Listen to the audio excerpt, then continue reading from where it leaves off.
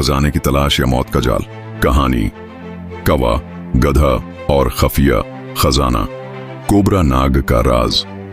दिलचस्प story created by Ramiz Raja from Jatoi. एक बार का जिक्र है, एक घना जंगल था जहां हर तरह के जानवर बसते थे।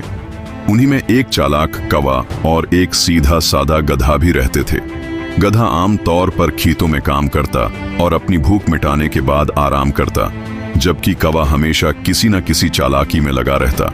खफिया सरगोशी दो बंदर जो दरख्त पर बैठे सरगोशी कर रहे होते हैं और गधा भी नीचे बैठा उनकी बातें सुन लेता है।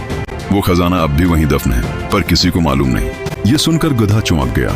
उसे खजाने का कुछ खास लालच तो न था, मगर तजस्सुस ने उसे बेचैन कर दिया। कौवा चालाकी दिखाता है। कौवा भी पास ही बैठा ये सब सुन रहा था।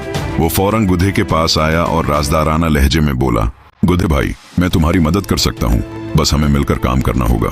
गधा कुछ नासमुझ सा था, मगर उसने इस बात में सिर हिला दिया। कौवा ने बंदरों का पीछा किया और बिलाखिर मालूम कर लिया कि खजाना एक पुरानी वीरान कुआं में दफन है। खतरे का सामना। दोनों दोस्त एक तारीख रात में उस कुआं की तरफ रवाना हुए। जैसे ही वो वहां पहुंचे, उन्हें जमीन पर एक अजीब सा निशान नजर आया, जैसे कोई दरवाजा हो। कौवा फौरन बोला, यही जगह है, हमें खोदना होगा। गधे ने अपनी ताकत से जमीन खोदनी शुरू की और जल्द ही एक पत्थर की छत वाली छोटी सुरंग जाहिर हो गई। मगर जैसे ही वो आगे बढ़े, अचानक गरजदार आवाज गूंजी।